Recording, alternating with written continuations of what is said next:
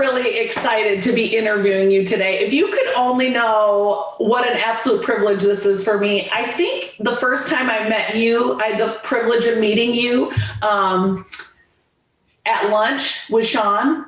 And, my son was with me. To be able to sit there and have lunch with you. Now, I want you to know, prior to having lunch with you, I'd been a leader in a business for, I think by that point, over 10 years. And you're talking multi-millions in my organization, hundreds of thousands of people that I lead.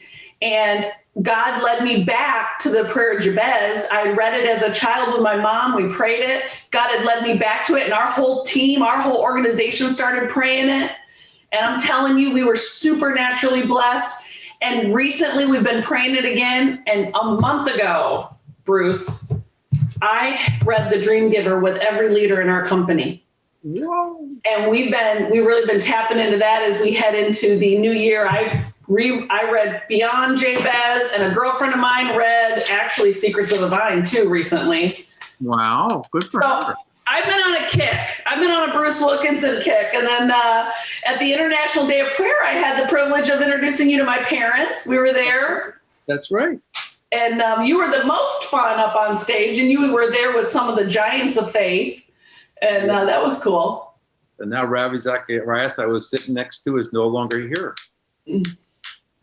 Yeah. You never know. I was with him out in Manila in January. We were speaking together to about 40,000 leaders from all over the world for 4 days. And he was a little mellow, but you wouldn't have known he was that sick.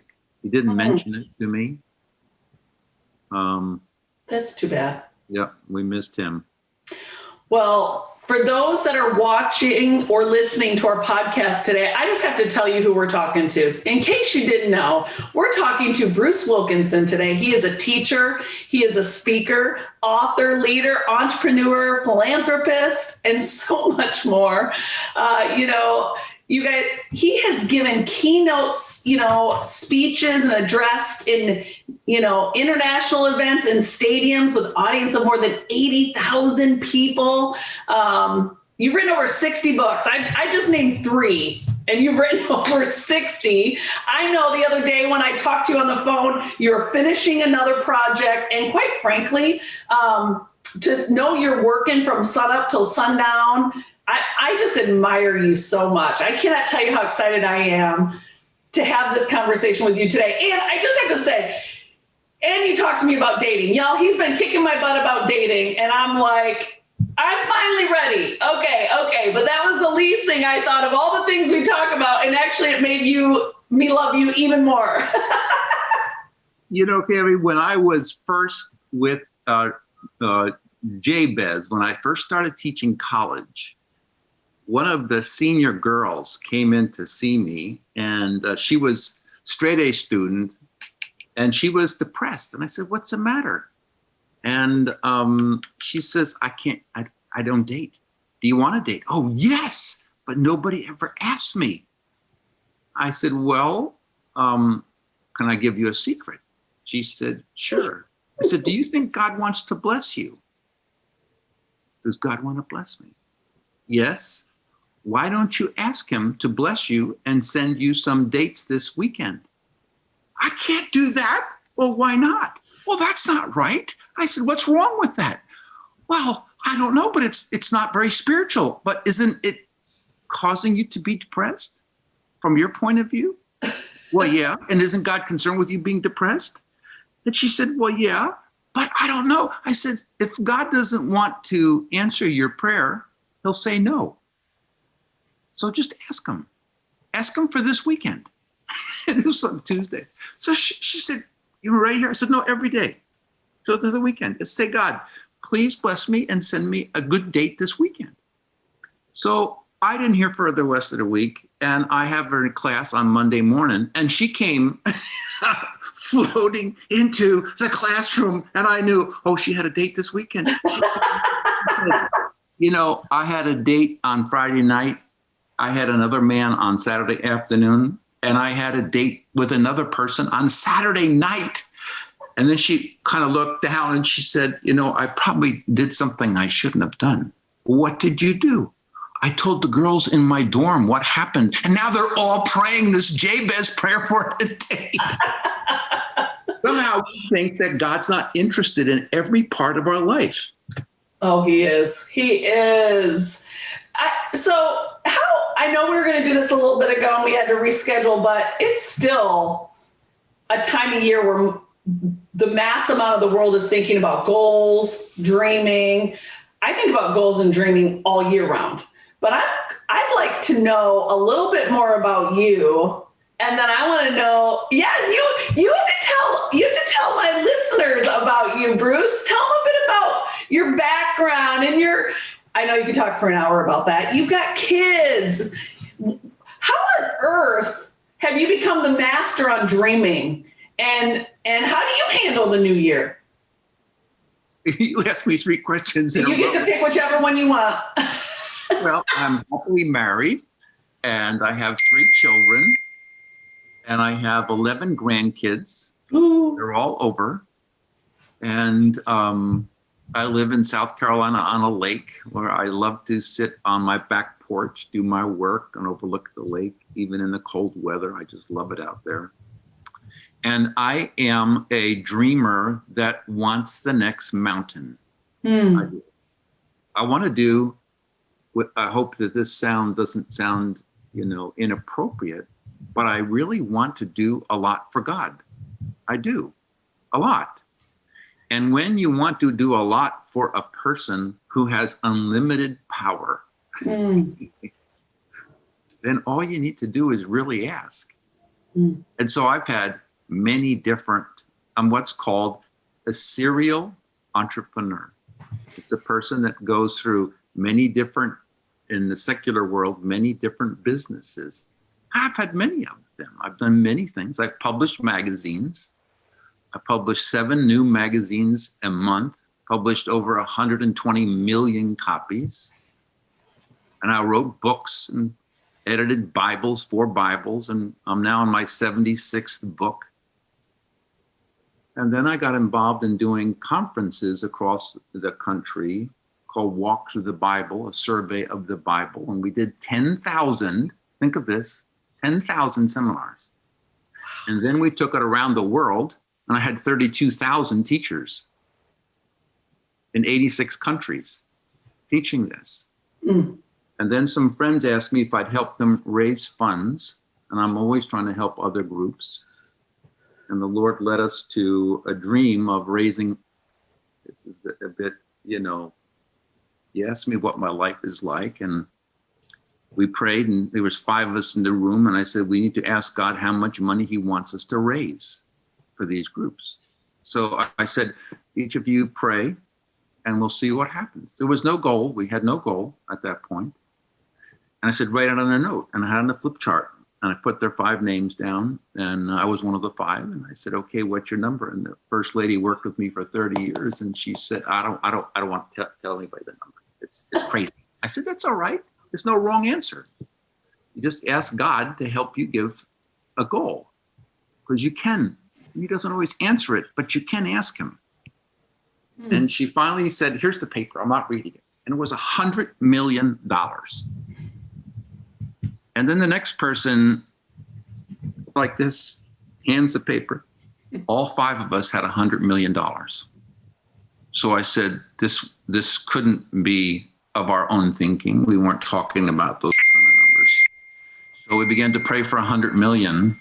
And since I started raising for funds, I've now raised $540 million for other organizations. So a dream is based upon a desire.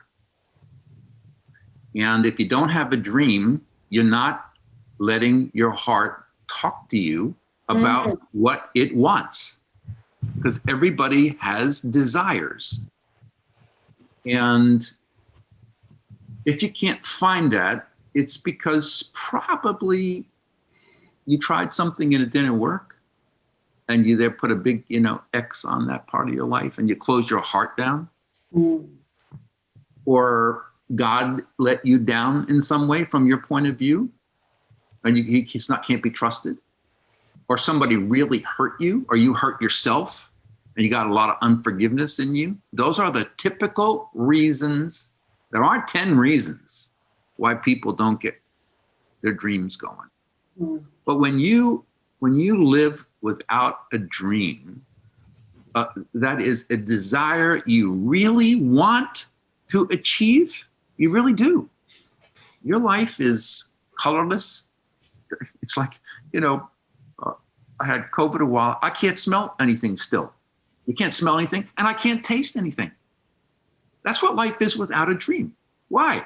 Because your desire is what flames your heart and creates a desire in your mind. I got to figure this out. I really want to do this. And without that, boredom and apathy and depression.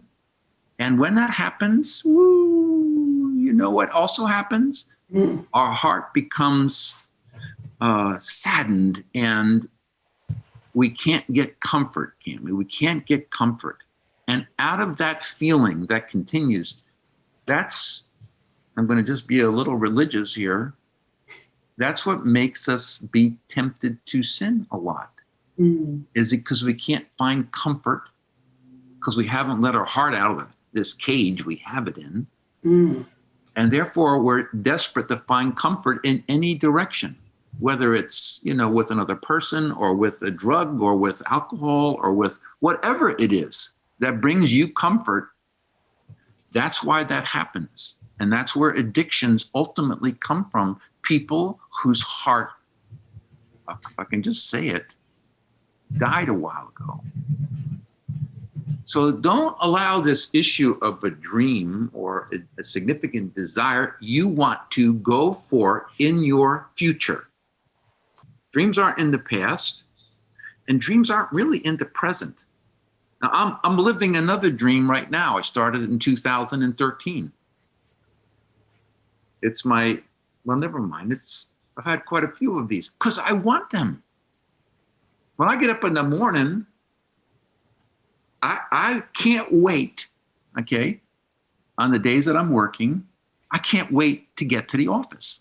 I can't. I love my work. Mm. And every day I'm stepping one closer to that dream. We started this dream in 2013. We had no employees, and it was to train untrained pastors around the world. Because what happens in Africa and India and so many Asian and South American countries is God, usually he shocks a person and he taps their heart and says, I want you to start a church. They don't know what to do, but they do, and they lead people to the Lord, and the church begins, and then they don't know what to do. So I said, God's starting, I'm not going to defend this, but millions of new churches. And we began to say, let's start training these pastors and giving them curriculum to help them communicate better, lead better, all the rest of it. And Cammie, we're now in 73 countries. Dang. And this material is translated in Portuguese and French and Mandarin. And we're now translating these courses into Russian and Indonesian and Arabic. But what would have happened? What would have happened if I didn't let that dream come? Just think, that's what's true with so many people. That is, they launch it and then they plateau. Mm. Okay, you know what's needed? A new dream. Mm. That's why I've never had a time in my life I wasn't chasing a dream which motivated me. Why? I don't want to plateau. This isn't all that is possible. And if you want excitement and you want God's approval, then wake up and say, okay, it's time to get off this, couch. And what would I like to do, either for my family, myself, or if you've grown in your spirituality, then I wonder how God and I can partner to do something that would make the angels in heaven stand up and applaud. Way to go. Look at that human down there. They're really doing something for God that's significant, whatever that is. That's good. That's good. You said something earlier. I mean, first of all, I'm laughing when you were like, I want to do something for God. I want to make an impact for God. I'm thinking 76 books later, and you're still saying that. You know what I mean? The amount of impact you've already had, but I love that it's inspiring for an achiever like me. And, but you just said God doesn't always answer it, but we still need to ask. Have you ever had God not answer something and it discouraged you? Yes. How did you handle that? Or the timing, right? The timing took longer than you wanted it. Well, that goes into the dream giver stages. Mm.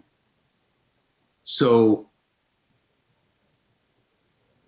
no matter what person says, I don't have a dream, I've trained people all over the world, 60 countries, and I've yet to find one person who says that to me, that within 10 minutes, they are excited about doing this. They just, either you have to help them get out of the cage that they're in, Mm-hmm. or you have to start asking, what makes you happy? Mm. What group of people do you really feel like you'd like to be a part of in helping them? How would you like to help them? How many people would you like to help? Or whatever it is, you know? But then the issue is every dream, okay, is new territory. Even though I've done so many of them, everyone requires of me to go through the stages in the dream giver. Even if you know it, you can't go around it. And the first one is you have inhibitions in your heart.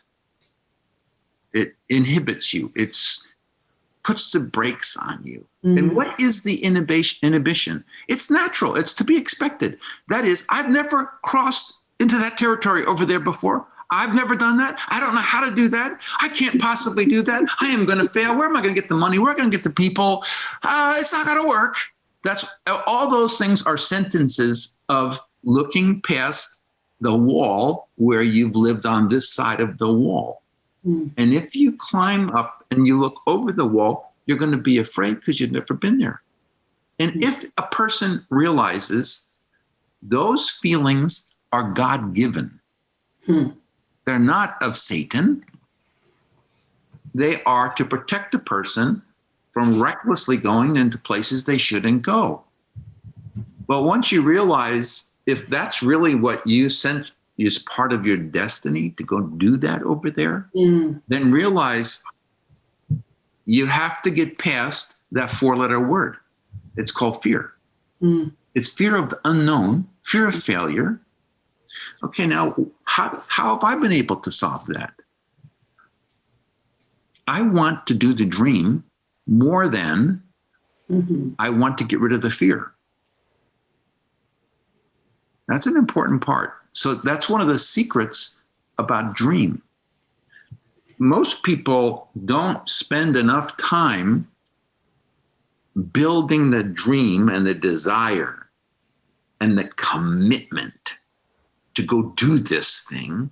They just feel it emotionally, which is temporary, and then they hit a wall and they misinterpret the wall. Of course there's walls. There's no way you're going to find a way out of the territory you're in without going over the wall. You can't.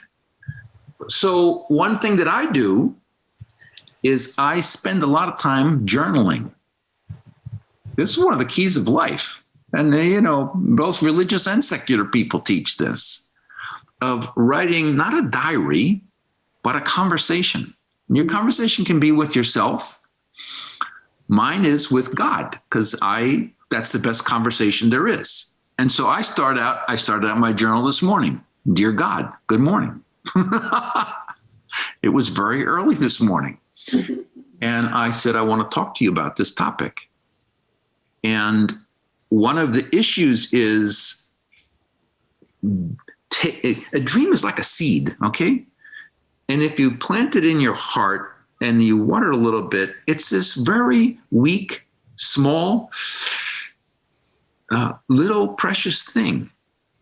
And if you then try to go do it, and it gets beat up some, it's fragile. And the reason it's fragile is you've not fed it.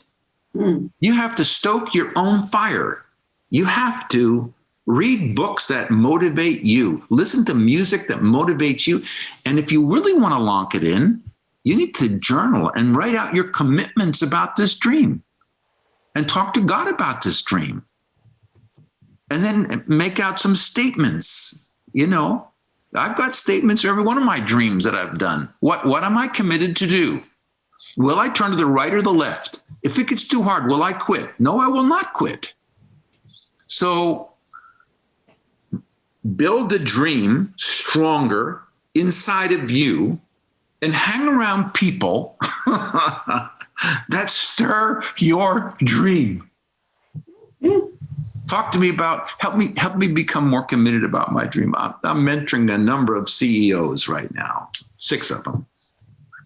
And in every one of them, without them being aware of it, I am doing that for them. Yeah. I figure out where they are in those stages and I help them through it. But in newer ones, there is this tendency not to grow this little fragile thing in your heart into at least a sapling size, which you do privately. You can pray, ask about this. You can tell other people, but you might not be ready to. But you need to talk to somebody you're close to and who wouldn't, be negative on you. So that's the dream. And the first stage of getting your dream out is realizing and accepting everybody has the same inhibition. Because you're going to try and do something you've never done before. And that needs to be okay with you. And here's one of the secrets to it. Fear is temporary. It doesn't go on for hours. It doesn't even go on for an hour. It probably is less than 3 minutes that you really feel fear. So the fear raises up, and if you run away, you'll never do your dream. Just settle your heart down. Say, I will not let my emotions rule me. My commitment, which is my choice will overcome my fear. And it's okay if I fail. I didn't fail as a person. I failed in this area. I learned something. I'm going to go on some more. I'm going to learn the next lesson until it works. So that's the first point. You got to realize fear is normal. Don't let it build up. Ladies in particular can become, men are more mental and women are typically more emotional. Not all, but so don't allow yourself to overestimate the fear. Everybody you ever meet. Okay, next thing is something that is right outside of your comfort zone, meaning you got past that great fear and you started and you got enough courage, Cammie, to actually tell people what you wanted to do. And because you fought through your comfort zone, we all have the same expectations that our family and friends are going to say, that's a great idea. It reminds me in the Bible where Jesus said it was even in his own hometown that they did not receive him. He literally had to go do miracles in other towns, not in his hometown. It makes me think of when you think your family and your closest friends are going to support you. That's right. Not always, not if your closest friends aren't people that'll stoke that fire like you were talking about a minute ago. Yes, and there aren't very many who will. That's the truth. Now, think about this for a minute. Dream is inside of you. It's inside of you. Nobody knows it's there. And your comfort zone fear, guess where it is? It's inside of you. Nobody knows it's there. But the second you go enough toward your dream, God, without you knowing it, will force you to tell people about it. And those people are living right where the wall of your comfort zone has been to this point in your life. They know you all on this side.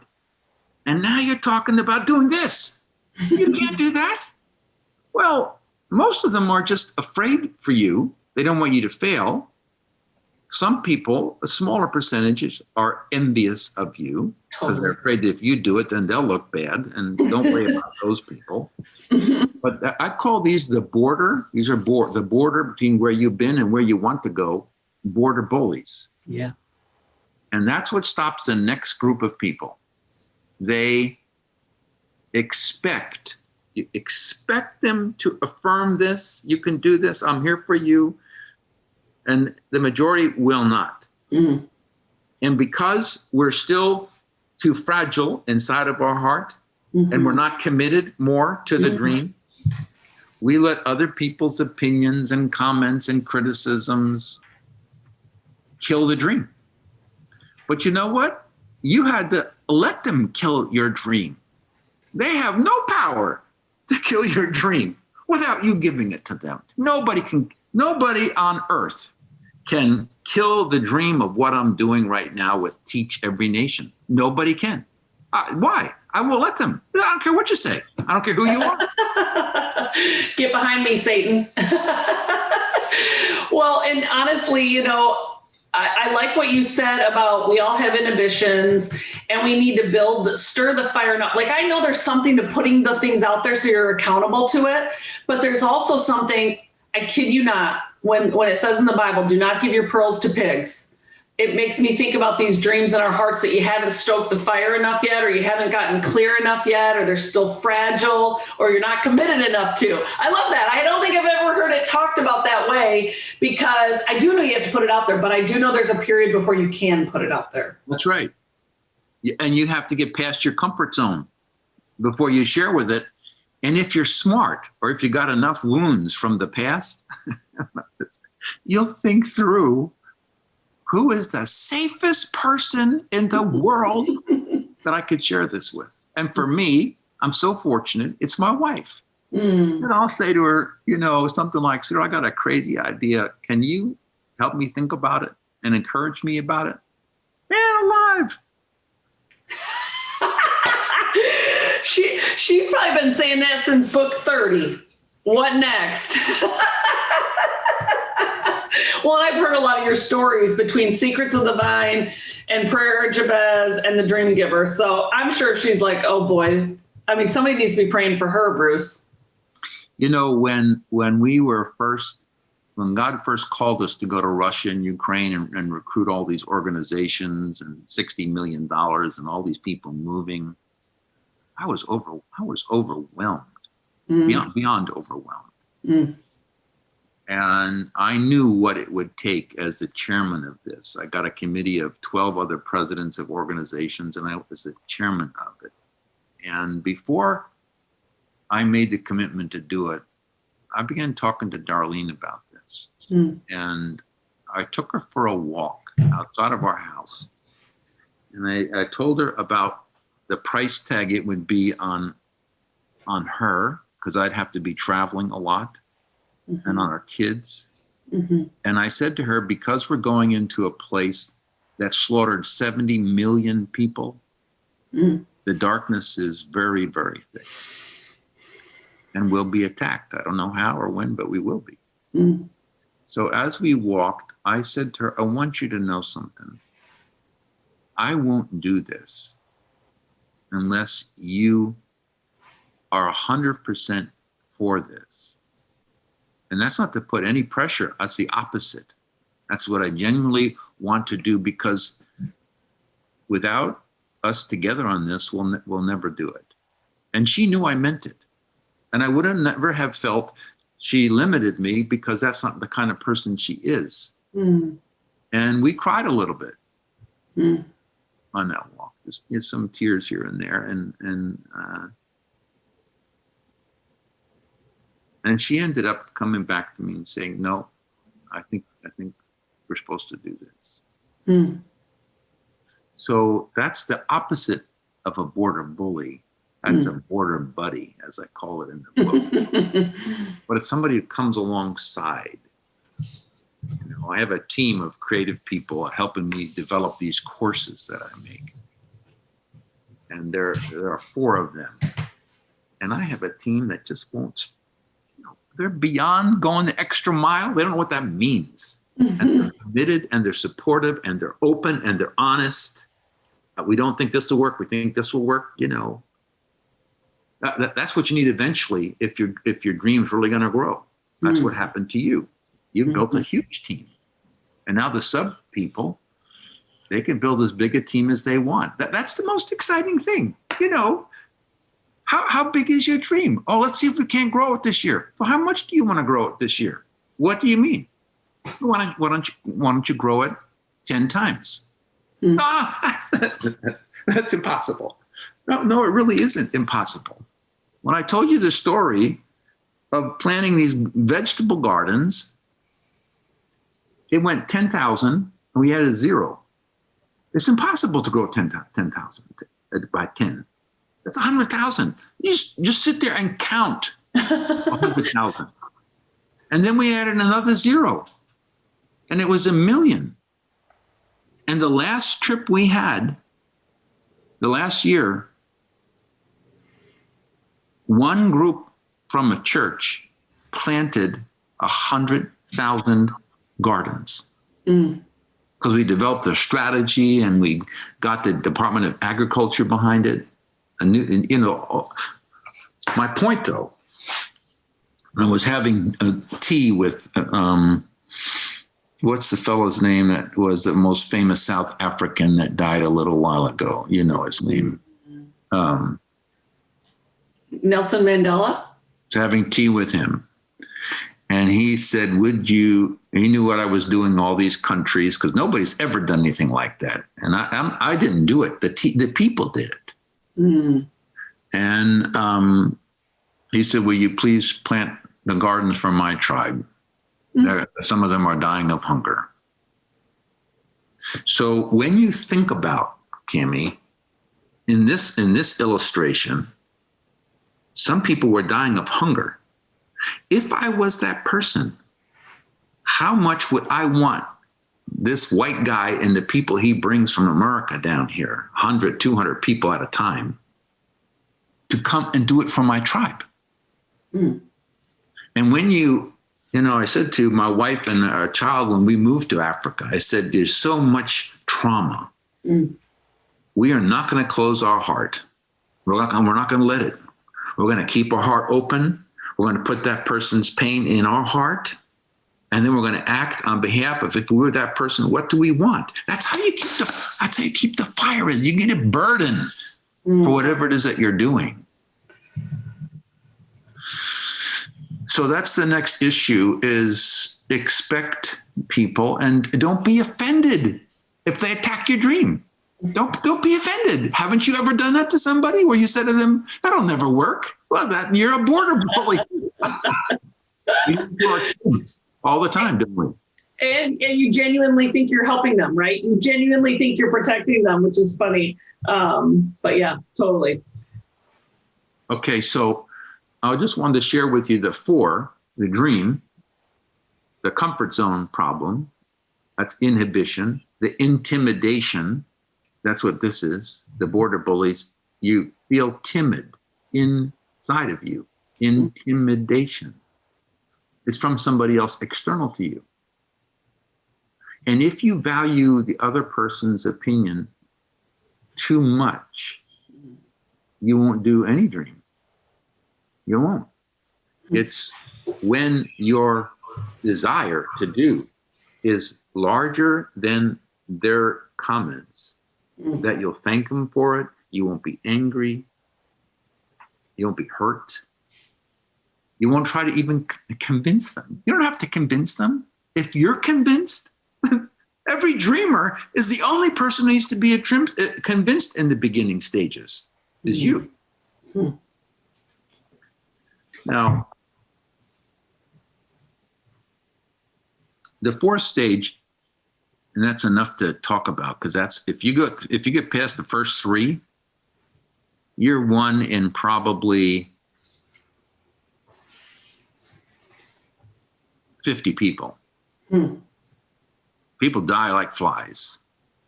They misread their fact that their dream didn't stay exciting to them, and they didn't realize it's because you let your fire go out. You have to put your own wood on your own fire. and they got too afraid and they misinterpreted. It can't be what I'm supposed to do. I wouldn't be so afraid. No, it's because you are supposed to do it. And they're too afraid of what people say. The fourth stage is what stops the majority of the rest of the people. Mm. When you head toward a dream, it's out in the future. And you're looking at the finish line, what it is when your dream is fulfilled. And what you don't know is that there is a hidden decline on your pathway. And it brings you without you even being aware of it. It's a very slow decline. And it goes down into kind of a wilderness, a desert. I call it the wasteland. What happens in the wasteland is because you overcome the comfort zone and you went past the border bullies, you expect it to be, whoa, here we go. And it's not. It's here we go. God will let you have early victories. He does this to everybody. And then he'll do something you don't expect and no one likes. He'll take you down into the desert and he will not let you have forward success. No matter what you do, you go sideways. You find yourself in a box canyon. You find yourself in quicksand. And no matter, it doesn't make sense to you. And it keeps going and going. And it doesn't make sense because you know you're supposed to do this dream. And why can't I do this stupid dream? And the reason is, the reason why people feel when the dream first starts growing, I can't do it, is they're right. They don't have the character or the competence or the capacity. And so God puts them down into this kind of womb. It's a terrible womb, though, to change the dreamer. When you're in this, you want to do your dream, and God says, no, I want to work on the dreamer for a while. Yeah. You need to become more of a person than you are today for the size of the dream you want to do. And I'll help you with this. I'll train you with this. I call this it's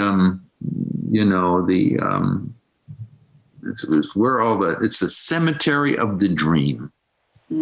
When faith stops believing that this will have an end, and when you have matured, because you mature through it, you'll slowly find an incline and you'll be out of it. And it's 4:00. It's really something. It's 4:00. All right. I have mine set for every hour it goes off. No, you're good. You're good. This is real. Would you call the wasteland a training ground a bit? I know you call it a cemetery because a lot of dreams die there. Yes. You know, what's required later on is a lot of persistence and endurance. And the endurance is built into your system in wasteland. People in wasteland, you know, God sends me to people, leaders, basically, who are stuck in wasteland and want to give up. Because I understand this and I've been there so many times and know how to help people out of it. So this issue of when you're in it, you will eventually say, this never has an end. This is too hard. This is too long. This isn't fair. I'm going to quit. It's at that place that the greatest growth is going to occur. Sure. I remember when I was going through this very hard when I was working in Africa. And it was late at night. And I felt just like this. I mean, beyond it. And I actually said to God, I said, I feel like I'm hanging on the edge of a cliff and my fingers are bleeding, because that's how I felt. And I said to God, please don't push me anymore. I don't want to break our relationship, meaning I'd pull away. I was at the end. And I was in tears. I mean, it was intense. I had never asked of that of God before or since, but that night, and I was upstairs in my study, and I came walking out the door at 10:30 at night, and my phone rang at 10:30 at night. And a guy on the other phone who I hadn't talked to for 2 years. I said, hello? And he just said this, what do you need? I said, what do you mean? I don't know. What do you need? And I didn't know how to answer him. He said, I don't care. What do you need? And we had given away everything we had in Africa. We mortgaged our house for Africa. And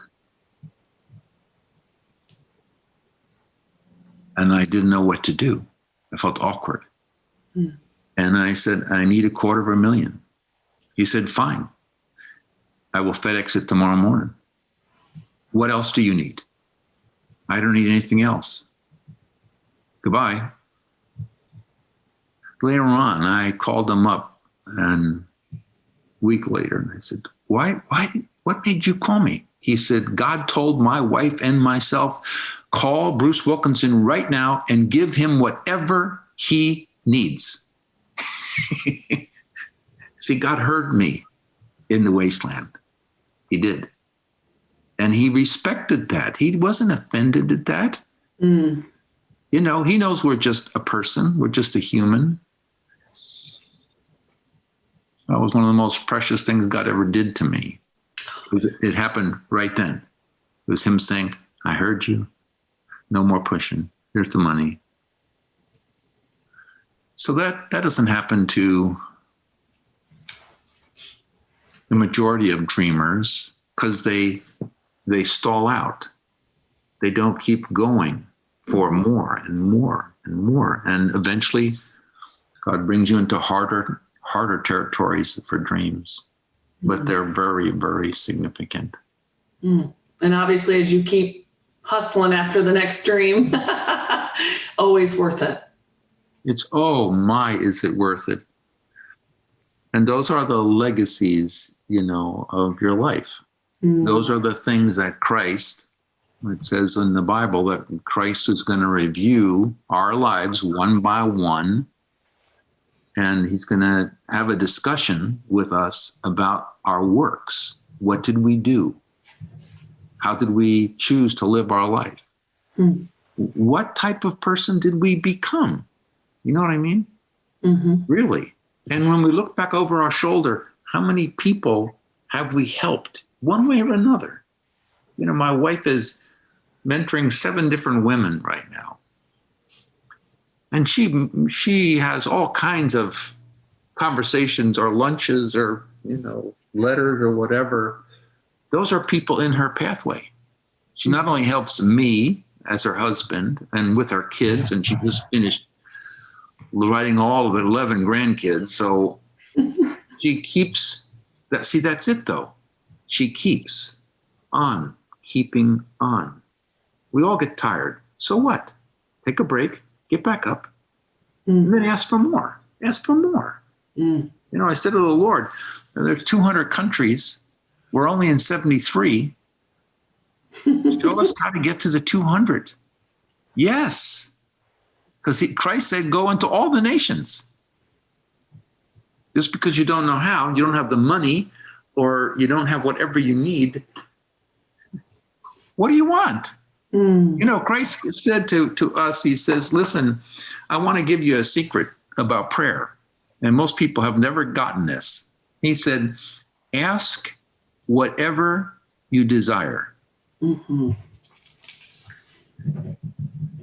People say to me, but how do I know if it's God's will? I said, because if it's not, he'll say no. But he's not going to be offended at anything you ask him. If he likes it, he'll say yes. If he doesn't, he'll say no, or he may say wait. But for Jesus to say that sentence, holy smokes, ask. It's an imperative. I command you to ask whatever you desire.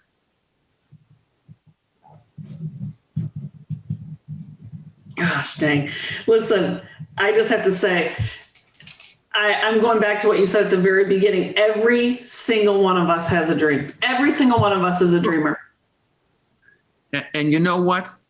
The difference between a person who doesn't believe this is true and then who gets released and their heart gets out of their cage and they realize, oh man, I didn't know I was this kind of person. The difference between the two of them is like as different as you can find out. It's like they found what life is meant to be. Life is meant to be fulfilling and hard and challenging and exhilarating and not boring. It isn't meant to be boring. And if it's boring, get after your heart. Say to God, send somebody who needs me and needs you, and I'm here for them, whatever it may be. And get ready for a wild ride. I haven't been on the kind of adventures you have, that's for sure, but I've had plenty. And I'll tell you what, it's that practice of remembering that keeps me going on the next cycle. That puts me. What is stage 7 of a dreamer, where you get to decide? It's an invitation. Do you want to do it again?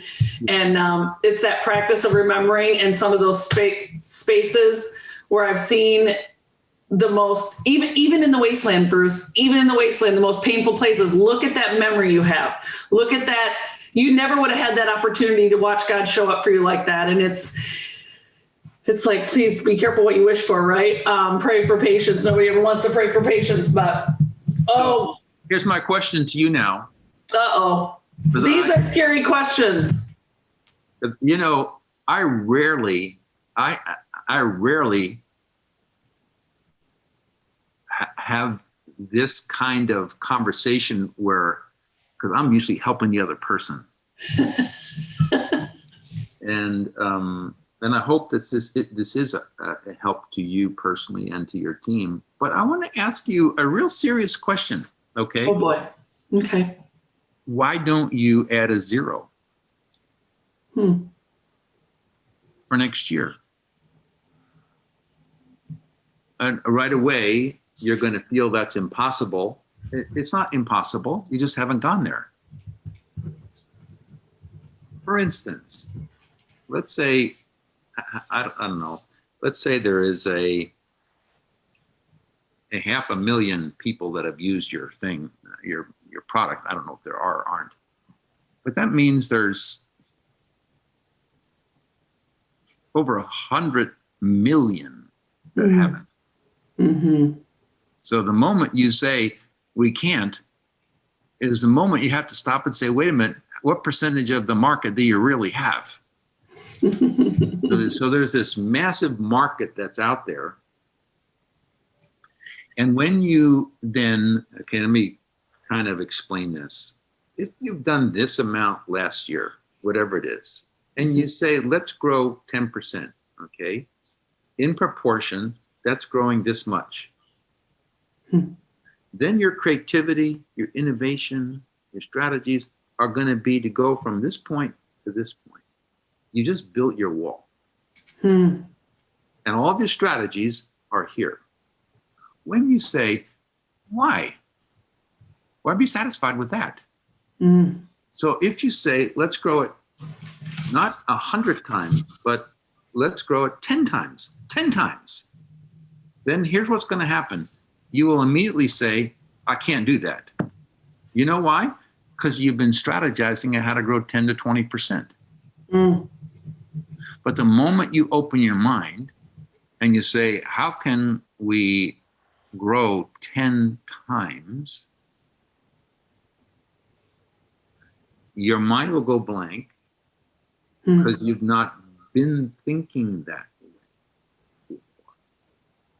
And when you think that way and you give yourself some time, okay, and journal about it, you'll find your mind going to places you've never thought before. How do you think we went from 10,000 to 100,000 gardens in a year? For Pete's sakes. The hand of God. The hand of God, but it's also new strategies and new approaches. And then to go having from your back 100,000 against the to wall. 1 million.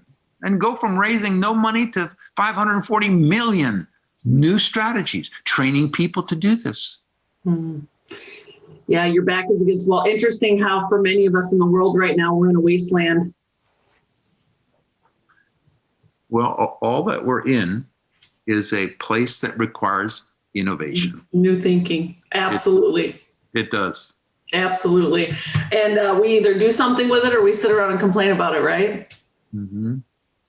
But this is an issue that in the parable of the 10 minas in the Bible, where Christ gave each one of his disciples a mina, an amount of money, and then he leaves. And he says to them, it's very interesting, you do business until I come back. He didn't say, we're going to do business. And he didn't say, tell me what you're going to do. He says, it's up to you. You've been created in my image. You have unlimited potential. You do. And when he comes back and the first guy said, Lord, you gave me one and I made 10, he grew it 10 times. Think about that. And Christ said, well done. I mean, that is a well done job. You grow anything 10 times. Good servant, because you were faithful in this, I'm going to let you rule 10 cities when I come back the second time.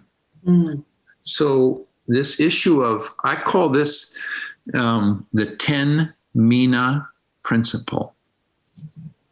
Am I a 10 mina person? When I first stumbled on this, I wasn't and knew it. And began searching for years. That's a whole other thing. How do you grow something like that 10 times? And the first thing is, if you really want to and need to, for whatever reason you want to do something. And then the second thing is to believe there is a way to do it. You just haven't thought of it yet. Now, there are people that are listening to this that I believe heaven wants them to hear this, because their destiny is so much larger than what they're doing or dreaming or thinking. It doesn't mean that it takes more work or it takes more time. It takes a new strategy and sometimes partnership. So people are afraid of thinking growing something 10 times means I have to do 10 times more work. Oh my goodness, that's the opposite. I planted less gardens until the last 2 years. I didn't plant one. I didn't want to. I didn't need to. And yet it grew 10 times. And all the people that came, there was one man who came, kind of a wiry guy from California. And he said, how many did you plant last year? 10,000. He said, I want to plant 10,000 in a week by myself. He looked at me and he said, do you know how? I said, yes. Will you help me do it? Sure. He planted 10,000 gardens. I gave him the secrets of how to mobilize a whole village to do this. And I said to him, if you plant more than 2 gardens, you have failed. The point is, you have to show them how to plant the garden and then coach them. And he planted 10,000 gardens. One person. He planted 2 of them. So as you think about this, what do you want to do if you do this? Okay, you're going to make a lot of money. That's terrific. But if that's the limit of what you want, your dream will be stunted. It'll be stunted. It's what you want, okay. And then really, what's going to make the angels of heaven jump up and down? It's that you made this goal? Well, they'll say good. But it's what you do with what you have after that. That's where maturity comes from. How many people can I really help one way or another? Whatever way you want to help, I don't care. That's good. You got to go past it. Maturity. The stages are, it's all about me. It's all about me. Then the second stage is it's all about me and you, but you're way down here. And then as maturity and years go by, it's sideways. It's all about me and you kind of equally. Then if you keep growing, it's all about you and I'm down here serving you. And then if you keep going, it's all about God. Watch this. God, me and God. It's past this. You go past this. It's me and God. Then you struggle. It's God and me. Then you'll go further. It's God and me. And then it's God. Interesting. That's interesting. And that's the people that really change the world. That they make heaven celebrate, Cammie. You got to go past it. So do you have anything special you do as you kind of in closing today? Anything special you do to prepare for the new year? Or is it just kind of as you hit phase 7, you're ramping up for the other? It doesn't have anything to do with the new year. In the last week of the year, I always read through all the journals of the year, make some observations. We ask our kids, what's your dream for the new year? What's the highlight of what happened in your life last year? We write them down. We ask them what their number one goal is for the next year. And then I write down usually 3 to 5 primary things. Some things with my wife, those are goals. Some things with our family, that's goals. Some things that are finances, that's another goal. Personal ministry is another thing. You got to have goals, and you got to make sure that you fan this flame. Yes, I like that. That was a new one for me today for sure. But you know what? It's interesting because I genuinely believe where the direction that this went lines up with every fiber in my being.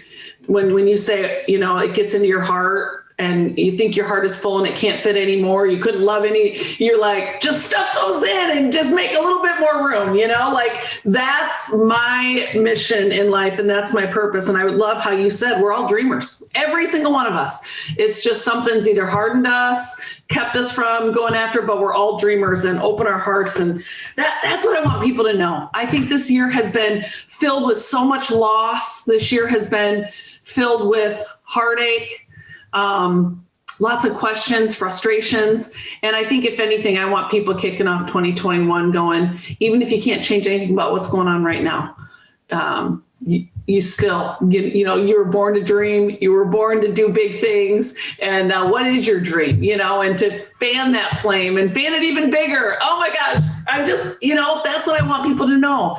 I don't care what your circumstances look like. I don't care where you've been or what has happened to you.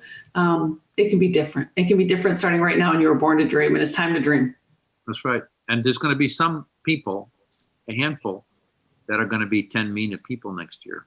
Absolutely. Take what they did this year and say, okay, let's go for it. Let's go 10 times. Are you on social media? No. Okay. Well, I was going to say, as people are listening to this podcast and they're going, me, that's me. I'm a 10 meter. I'm like, tag Bruce and I. Wait, don't tag Bruce, but you can go ahead and tag me. But, as I see things rolling in and testimonies, I'm going to send them over to you because you've really been a blessing, whether you know it or not, a mentor to so many of the people that I do life with. And I'm excited for what this year has to hold. That's right. That's wonderful. Is there any other book that you have, because you have 76 of them, that you would stir me to just hearing my heart and knowing the things I've been drawn to already? A more of a deeper one on how to partner with God is called You Were Born for This. You were born for this.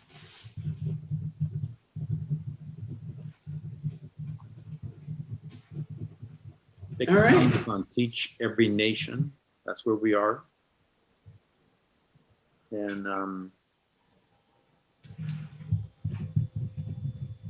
I think there's a little something more here.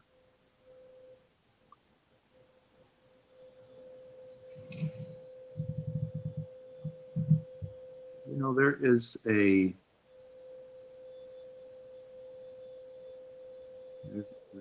something going on with certain people that's listening. Perhaps, you feel trapped in one way or another. I don't know. Or maybe things have so beat you up and you're beyond this. You're not. And, God is friendly and he is merciful, kind, gentle, patient. That's what kind of person that he is. He hadn't abandoned you. He might not have been too happy with the choices that you've made. But, if you've messed up and there's a blockage there, just apologize as you would to another person. Just get by yourself and say, hey, God, I messed up a lot. You know it. I know it. And I want to just apologize for it. Forgive me. And then if you want a new beginning, really, then ask him for help. Just tell him, I'm stuck. I can't get this heart of mine to believe it could possibly happen. Would you help me one way or another? Would you send me somebody, or would you stir something in me that really I want to do? I just want you to know that God has no favorites. He doesn't have certain kids of his that he really likes, but he doesn't like these people. God actually says, I don't have any favorites. You're all my children. I love you. That's not too good to be true. That's true. So true. So my encouragement to you, if that's where you are, is believe that to be true. God doesn't have a flawed or broken character. He's always the same, yesterday, today, and forever. He's the same. He's always kind. He is always kind. And he's always listening and watching and waiting for his kids to climb up on his lap and maybe in tears say, I need help from you. I can't do it without you.